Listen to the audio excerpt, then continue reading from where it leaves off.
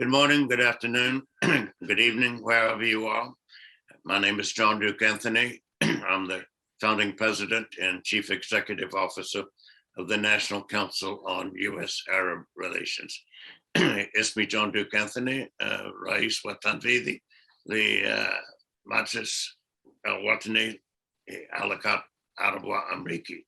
We have the distinct pleasure of speaking to the Secretary General of what has arguably been the single most important and effective Arab sub-regional organization in modern Arab history.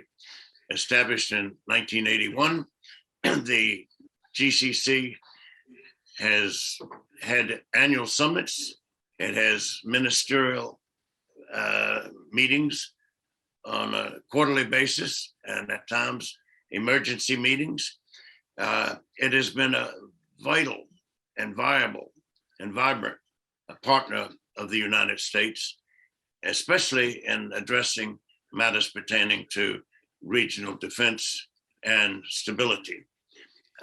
In the absence of security and stability, which so many Americans take for granted, given America's superpower status and its two very friendly neighbors called the Atlantic Ocean and the Pacific Ocean, we've worked together to bring an end to the 1980-88 Iran-Iraq war. And we could not have done this without the GCC countries. On July 15th, 1987, was a 15 out of 15 unanimous vote in the UN Security Council, calling for an immediate ceasefire. Iraq accepted it immediately. Iran took 13 months before accepting it, with the then Ayatollah Khomeini saying he would rather have drank poison. And most importantly, as a model of how to mobilize and deploy an internationally concerted action involving 34 countries, with another 20 willing to participate as needed to reverse Iraq's aggression against Kuwait, August 2nd, 1990.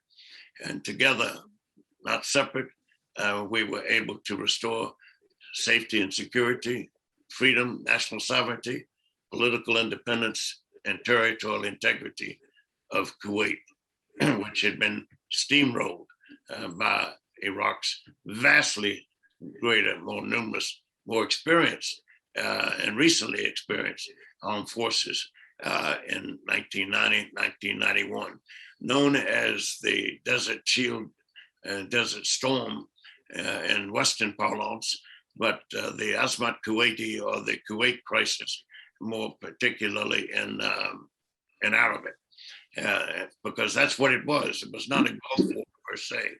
It focused exclusively on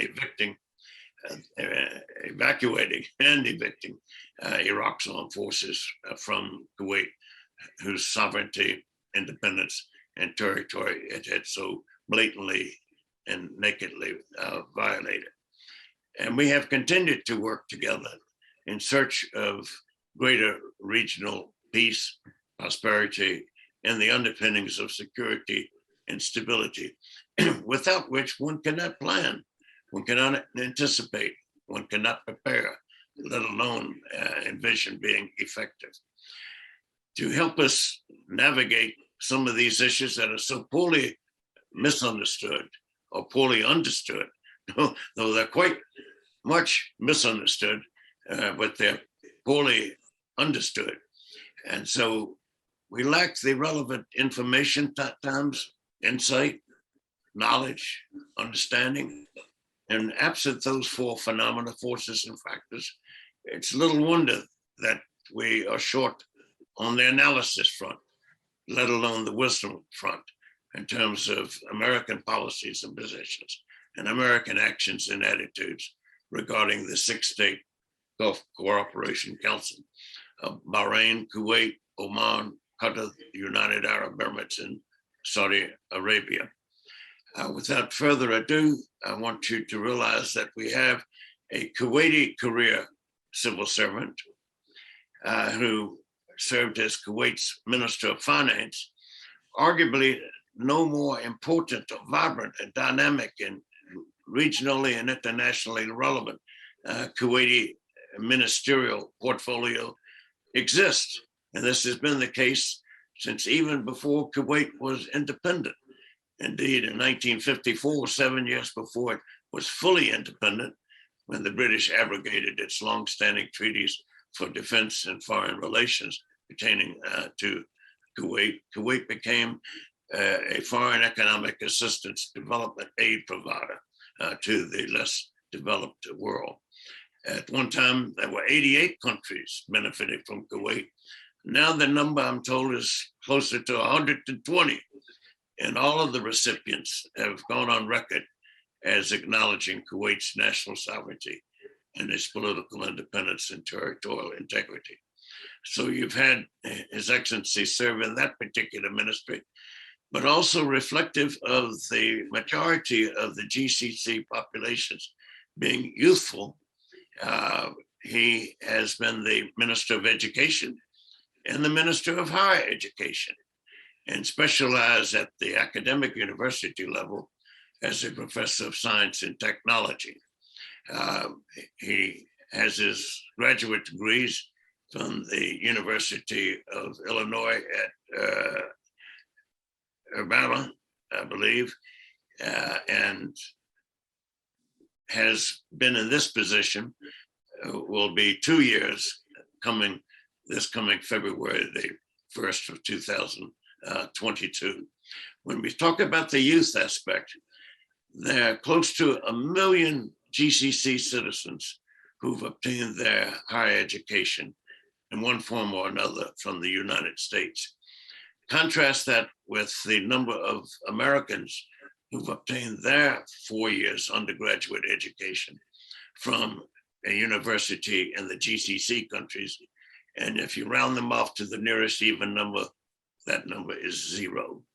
So there's an enormous imbalance in the understanding of each other, language-wise, culture-wise, and otherwise, but helping us to come closer to understanding that which is poorly understood is Dr. Nayef Falah, Al-Hajraf. Your Excellency, Secretary General, the floor is yours. Well, thank you very much, Dr. John Duke Anthony. And before I start my remarks, I would like to thank you for the introductions. You just reflect some memory from the past when you were mentioning the Desert Shield and Desert Storm to liberate Kuwait. I had the honor to be part of that operation when I volunteered to go inside Kuwait just to do my part to liberate my beloved country. Now, 32 years since the liberation, so many things have happened, and the dynamics is amazing. But there is one solid factor that we always will be grateful to our friends and our allies who stood beside us, not only Kuwait, but also for the GCC. And this relation is something that we should capitalize on. It is a relation that has been tested so many times, and every time it gets stronger and stronger. Yes, there might be some different views on how to address these issues, but there's always coming in a strong belief that it's only through cooperations and working together we will be able to address all these issues. Another point you just raised is how important we manage this imbalance you were referring to between the GCC and the US when it comes to better understanding the culture, the youth, and so many issues. And I think this kind of platform is bridging this gap. Yes, there is a gap, but I think it's our mutual interest that we bridge the gap so the future generation will be able to better understand and value this kind of relation and move forward as the demand is huge and the challenges are real. And I think this is the time where we need to get closer and closer. Also, you did highlight about the 40th anniversary of the GCC since it's established. And in this regard, if you allow me, I'll just give some statistics, what have been done within the 40 years' time since the establishment of the GCC in 1981. So far, we had 67 summits where the leaders actually met. Soon we will have our 42nd annual summit, but there were some informal meetings and some sideline meetings. In total, it is 67. There are a common market, which is in place, a common union custom, which is in place. There are in total 161 law and act that has been approved by the Supreme Council, by the leaders, of which 45.7 is mandatory and effective from day one, and the remaining is on the way to be mandatory. On the other side, collectively, the GCC is contributing 22.8% of crude oil to the world economy. That put the GCC at #1 oil producers in the world. Also, we are having 31.5% of the announced reserve of crude oil. Also, this put the GCC at #1 when it comes to the oil reservoir. When it comes to the natural gas, we are contributing 20.4% to the need of the global economy. That put us #2 as natural gas exporter. When it comes to reservoir, it is at third place with 10.3% of the announced natural gas reserved and the GCC collective. At the same time, we are at #12 when it comes to the world economy with $1.7 trillion. That's what we are contributing to the global GDP. It is 1.7%. And we are attracting 1.4% of the FDIs globally.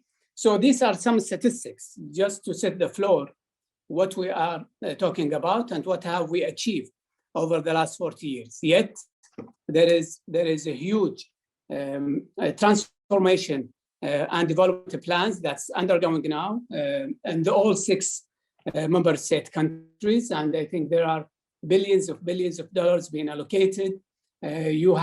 I'm sure you've been following what's going on. Saudi Arabia is chairing a G20 last year, a presidency that reflects what Saudi Arabia is presenting as in a global and regional arena. I think during a very special and exceptional time, the G20 managed to contribute to the dealing with the pandemic. As we are speaking, Dubai is hosting the Expo 2020. It is an event I will advise everyone just to go and pay a visit so you will see exactly what's going on. Next year, Qatar is hosting the FIFA World Cup 2022. So 3 international events is taking place within the GCC countries in less than 2 years span. You can imagine all the infrastructure, all the preparations that taking place in order to host this event. And I'm sure you've been following the news. So this some statistic I just thought to start since you just elaborate of the GCC and where it started and what have we achieved so far. Your Excellency, Dr. John Duke Anthony, the founding president and the CEO of the National Council on U.S.-Arab Relations. Ladies and gentlemen, it gives me great pleasure to be with you tonight or morning in your time. I'm now speaking from Manama in Bahrain, in which we are attending the Manama Dialogue, IISS. It is a very important also platform to address security in the region. And thank you for your kind invitation to participate as a keynote speakers at the 30th annual U.S. Arab Policymakers Conference, titled this year, the U.S.-Arab Relation, Addressing Complex Realities, a Fresh Vision, and the New Possibilities. Today, we are meeting here again with the global distinguished policymakers to discuss common Arab-U.S. issues and relations. We have common interests and goals. We are seeking to achieve common understanding as well, and views to achieve security and stability in the Arab region and the entire world. This conference and platform gives us the opportunity to exchange views, share information, set priorities, and understand the problems, and to put forward perceptions which will contribute to developing the Arab-U.S. relation and achieving prosperity and mutual interest. Ladies and gentlemen, today, as there are so many unknowns, many around the world await with deep concerns the consequences of the rapid U.S. withdrawal from Afghanistan. There are legitimate questions that need to be answered. And would the U.S. withdrawal from Afghanistan encourage countries in the Middle East to accelerate their violent region policies, as demonstrated by Iran's destabilizing behavior and its interference in the internal affairs of its regional neighbors? What can the U.S. do to prevent terrorist organizations from rebuilding their capabilities and the free movements in Afghanistan? These accelerating incidents have left us with uncertainty and require us to work together to confront and address these concerns. Afghanistan is a neighboring country. We still don't know what's going on the ground. There is no legitimate government yet, and they fail to address the international community questions. So it is an area that requires our full and undivided attention. And I always would like to give the example. Last year, when the world was attacked by this invisible virus, the pandemic, we have allocated all the resources and we put all the effort together to address this invisible pandemic, or this invisible virus which caused the pandemic. I can assure you that as we are speaking now, there are so many ongoing pandemics around us. These are the pandemics that are reflected in terrorist activities, not adhering with international law, and other issues that require our full and undivided attentions to address these ongoing pandemic. At our end, many GCC countries have played a central role in facilitating the evacuations of thousands of Afghans who were stuck and wished to leave the country through mechanism and coordinations with the concerned states and actors in Afghanistan to facilitate the largest and fastest evacuation operation ever recorded. Also, the GCC states have provided humanitarian and relief assistance to the Afghan people.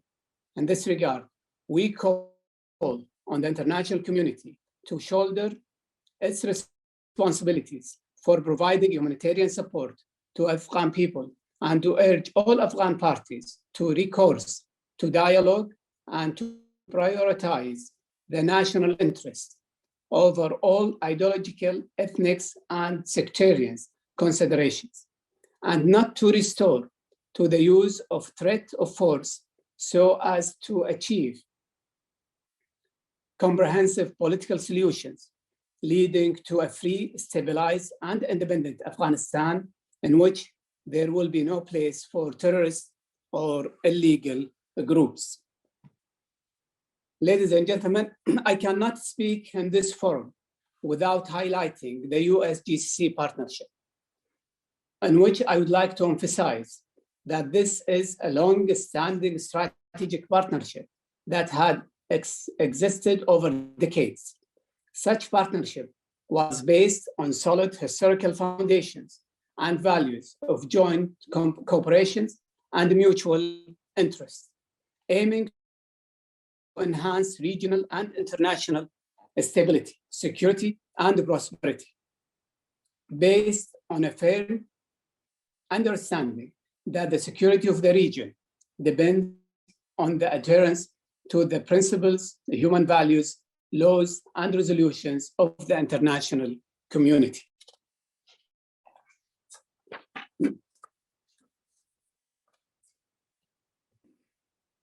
I'm sure you've been following the GCC-Iran relation recently, in which I would like to conclude by emphasizing that we are looking forward to have relations based on principles of good neighborhood and respects of the sovereignty of states, Charter of the International Law, and the UN Charter, as well as the need to resolve disputes by peaceful means and to refrain from the use of threat or authoritative forces.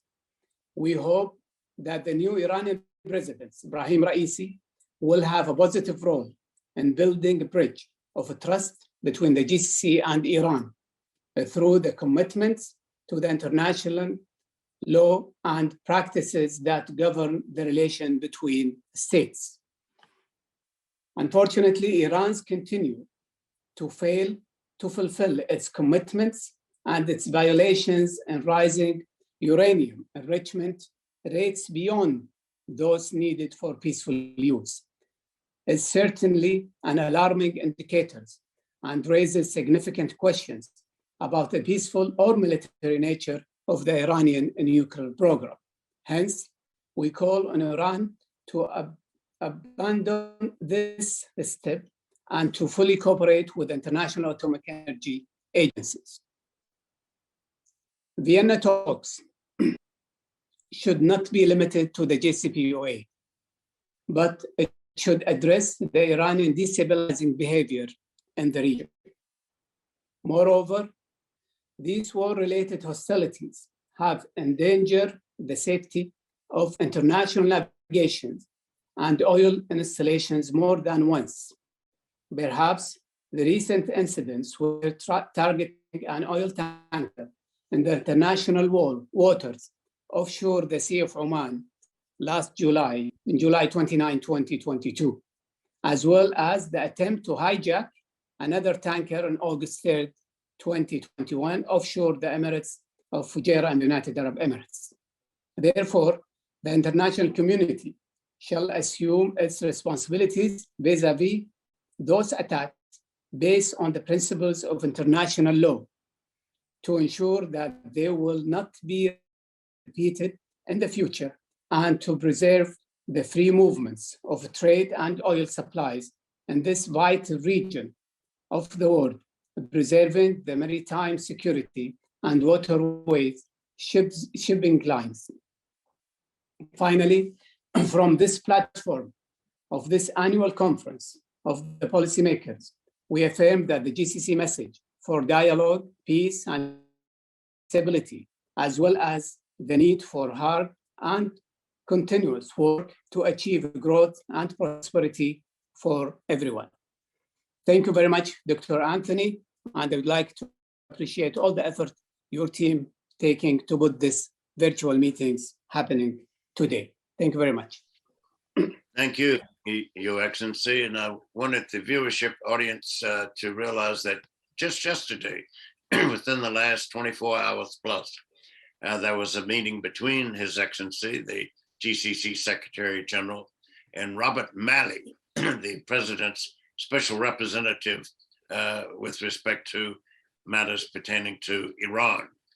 And these issues are the ones that His Excellency just highlighted, having to do with not just the nuclear file and the return to the JCPOA, but the aspects of Iran's adventurous, expansionist, ambitious missile program, in addition to its focus on unmanned aerial vehicles, referred to often as drones, and how these have thwarted and violated the airspace of neighboring countries.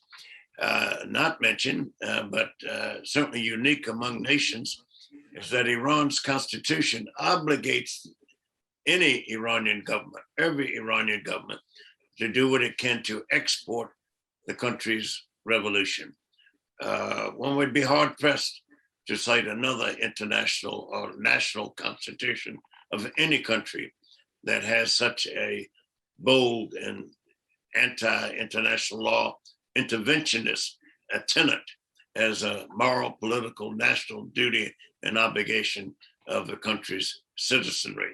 So this is no ordinary threat or adversary or challenge, but as His Excellency underscored, through dialogue and searching for areas of common ground, mutuality of interest, reciprocity of rewards, one has a greater chance of solving problems, making more effective decisions, and evolving more effective policies per se. Absent such dialogue, the prospects are closer to zero. And to be mindful of the fact that various American policies, inclusive of the ongoing sanctions against the Iranian regime that go all the way back beyond 40 years to the onset of the Iranian Revolution, have, from an Iranian perspective, have been provocative, antagonistic, and alienating, and providing an open door for China, especially in pursuit of its economic interests that circumvent the foreign policy goals of having a much more peaceful, secure, and stable Gulf insofar as Iran's behavior is concerned. The GCC has stood steadfast, as have most of the members of the United Nations Security Council, on the principle of non-interference by any country in the domestic affairs of another country. And this is the root of the issues of concern and legitimate needs, legitimate interests, legitimate goals of all 6 of the GCC countries. And to marvel at the fact that not only has the United States and the GCC worked together as partners to accomplish many of the achievements that His Excellency alluded to, but through these strategic dialogues, one with Saudi Arabia, but one with Qatar that just concluded in the last week, but with each of the GCC countries and the GCC as a whole, especially the working group component focused on Iran. You've enlightened us a lot, Your Excellency. You've educated us, and you provided us with empirical education, not a theoretical one, and helped to provide a corrective to much of the misinformation that abounds in the North American media. We're grateful, Your Excellency. All the best to you and your colleagues for continued effectiveness at the Gulf Cooperation Council headquarters in Riyadh, and for a successful Manama dialogue in Bahrain. Thank you, Dr. Anthony. Thank you very much. Yes. Thank you. Wa salama. Ma salam.